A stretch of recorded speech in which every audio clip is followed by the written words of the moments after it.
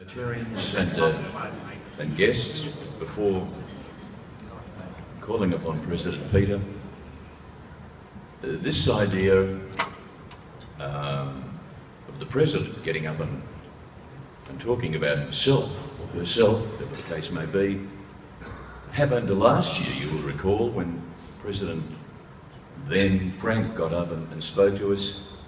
It was at the Park Regal, wasn't it? We were meeting there for some reason or another, that salubrious establishment over on, yeah, anyway, we were there. Reached the hell out of the tent, but, and it was something that apparently we haven't done ever, or certainly not for a long time, to find out a little about the person behind the presidency. And I think Richard Cockington said immediately afterwards that it was enlightening. For those of you who weren't at that meeting, President then Frank was able to tell us that he was born in Belfast in Northern Ireland, a large Catholic family of 15 or 16 or 18. Dad wasn't home regularly, thank God. Frank went to school, and unlike many of his brothers and sisters and half-brothers and sisters, Frank continued after he'd learned to read and write.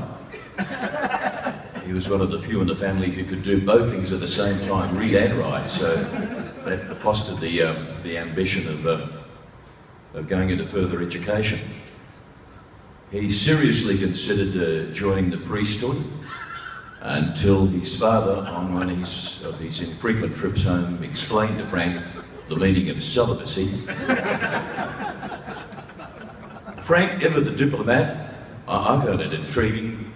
During the conflict, the tragedy in Northern Ireland, Frank fought on both sides, depending upon who was winning and who was getting the better publicity at the time. But that's just a mark of the man. And then he spoke, of course, of his passion for education and Rotary and family. And it was quite enlightening. Rotarians and guests, to find out a little bit more about the Jumbo Prince, will you please welcome President Neal.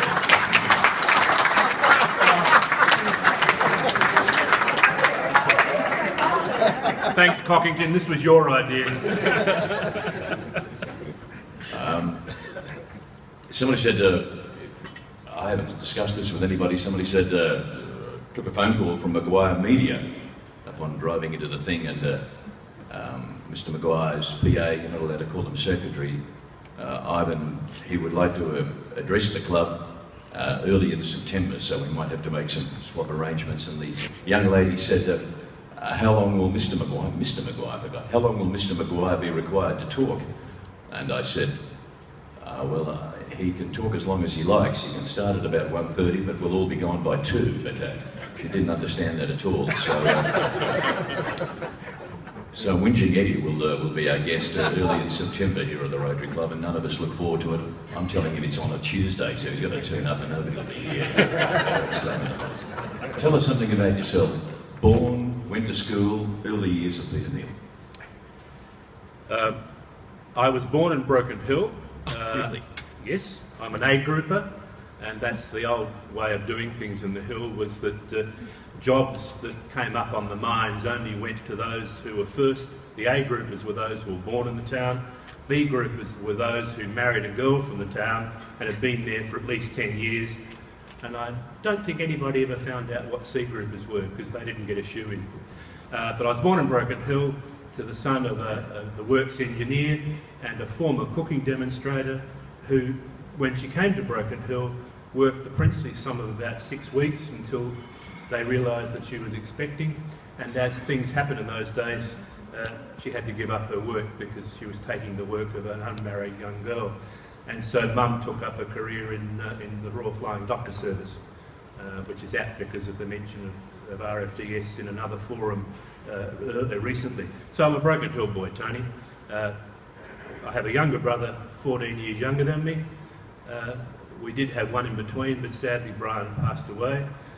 And my early life was Broken Hill, Ballarat, Brisbane. My father wanted me to go into banking, I wanted to be a journalist, so I went to Perth for a convention in 1969-70, and I took a career in journalism. And many years later, when he was chairman of a bank, my mother kept reminding him, as those of you who know my mother, "See, Eric, that's what he could have ended up like." Apologies to bankers in the room. Peter's, you were in the room the day that we had Peter Gers as the guest speaker. That was over in the tent. Can anybody remember when Gers came along?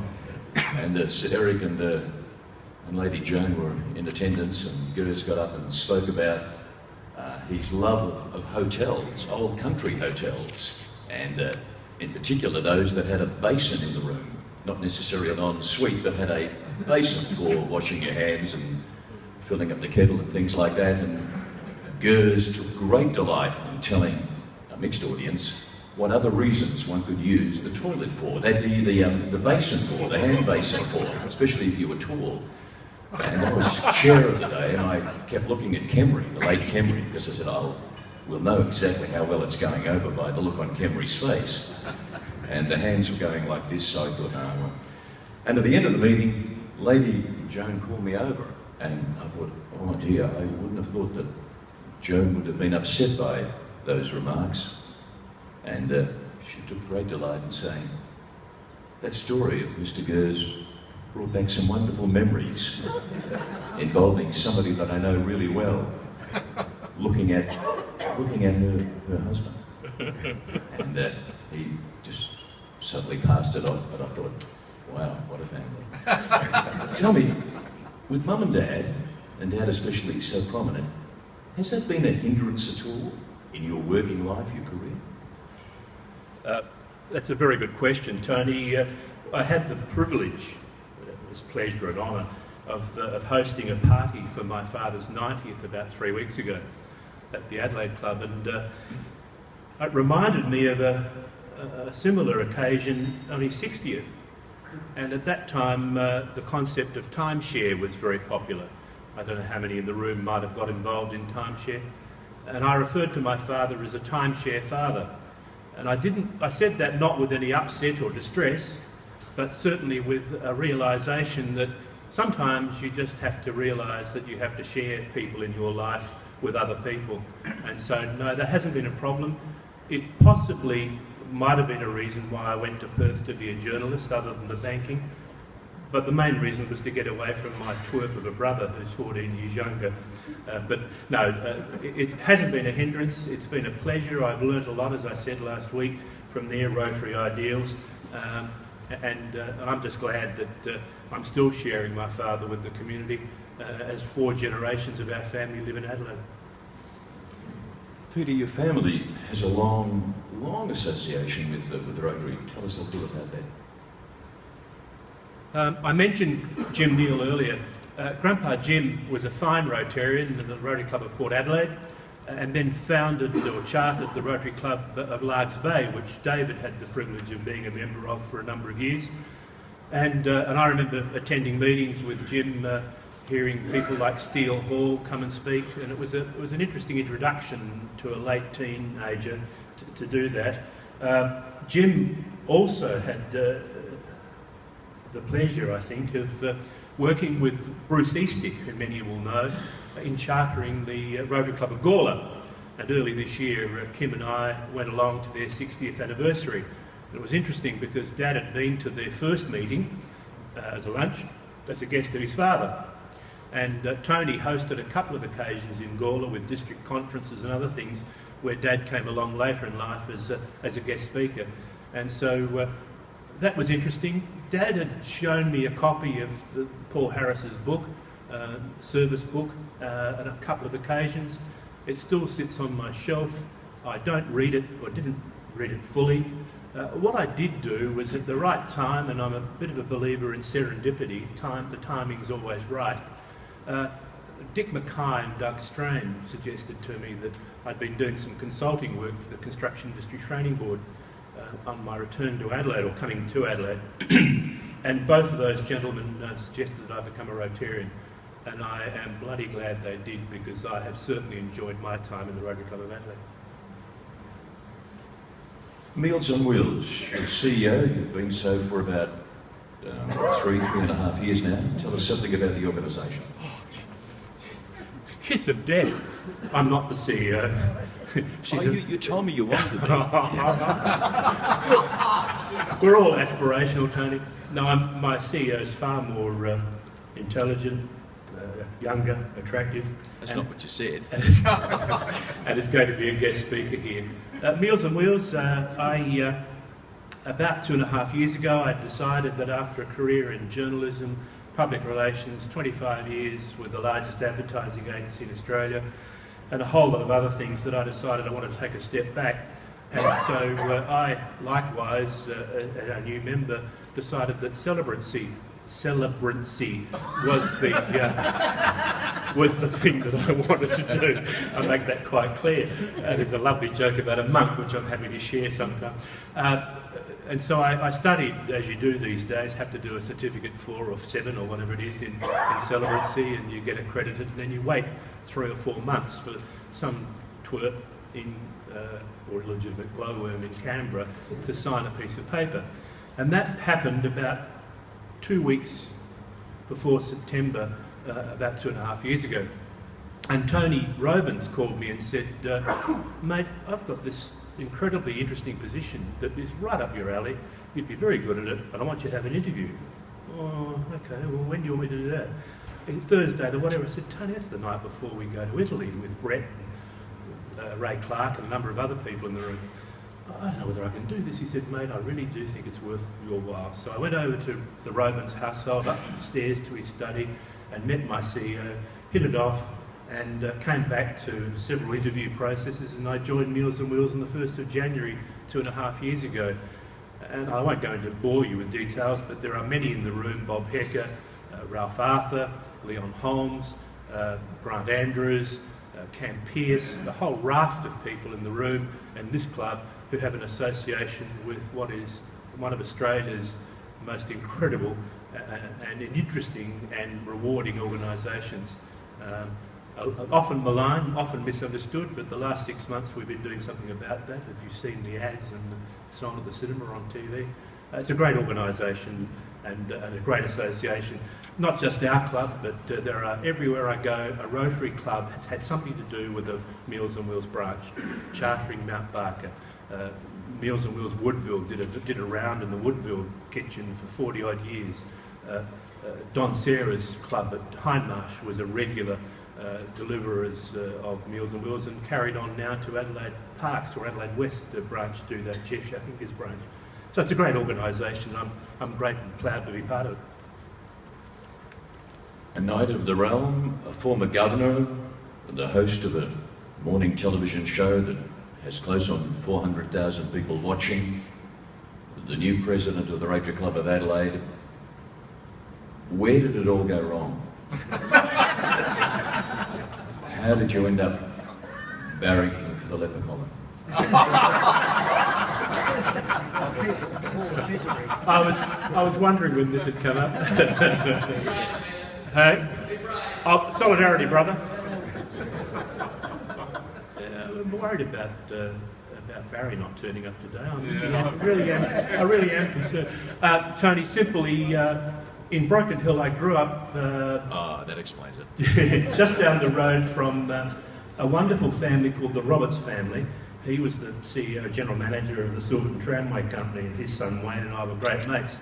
And that was the late, great Lou Roberts, who played for South Australia and played for Port Adelaide, has the honour of being on the honour board at Alberton.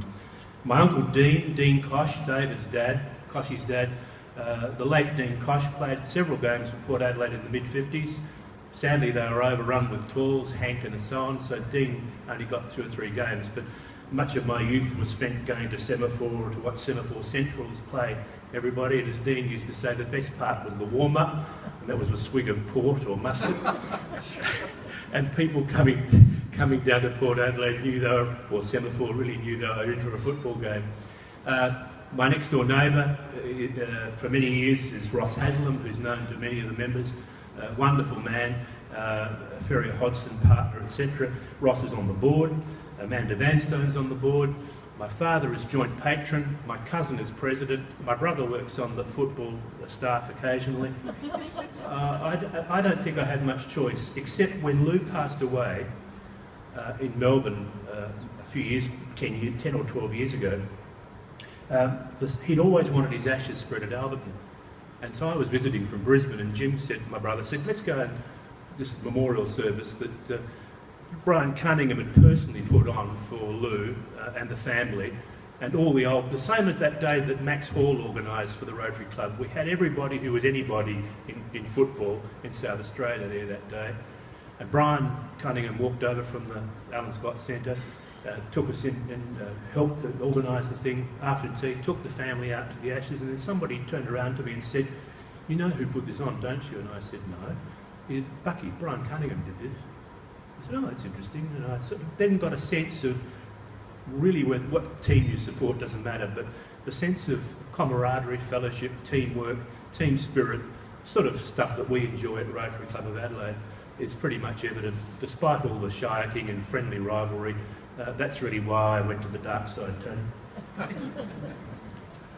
Wish I'd never bloody well asked, to be honest with you. Would you like a handkerchief? On the nicer side of things, tell us about Kim and the girls, what they're doing. Kim's still with you, isn't she? What time is it now? Yes, Kim is still with me. Kim is my wife and life partner of almost 20 odd years. We have 5 children between us. The oldest, Mitch, lives in Melbourne, who's a microbiologist by profession, now a banking analyst. Interesting change of careers, but there you go. Our second, our eldest daughter, Danielle, who many of you have met on occasions when she's been here, is the love of my life. Has a senior role with the Imperial Hospital Wellcome Foundation in London. Our second son, Bart, is a Qantas engineer in Sydney, and just be passionate about planes. Emma, our second daughter, and her husband Andrew live in Adelaide, and their daughter, our granddaughter Evelyn. And Emma's has a senior role with the Queen Adelaide Club. And our 5th child, I don't know. He ran away to join the circus when he was about 14, and we see him occasionally, usually with his hand out in the begging bowl, a bit like the collectors today, but he's still part of the family, but we don't see a heck of a lot of him. Rotarians and guests, we have time for a couple of questions for our new president. That wasn't part of the deal. No, there are no questions. I've got one. We are all keen to recruit, encourage, whatever you want to call it, people to join Rotary. Peter, what would your approach be? You've got 30 seconds to convince somebody at least to come to one of our meetings. How would you go about it? I think simply from my perspective, if you're interested in doing good things for your community, working with good people and wanting a good time, then the Rotary Club of Adelaide is the place you should come to.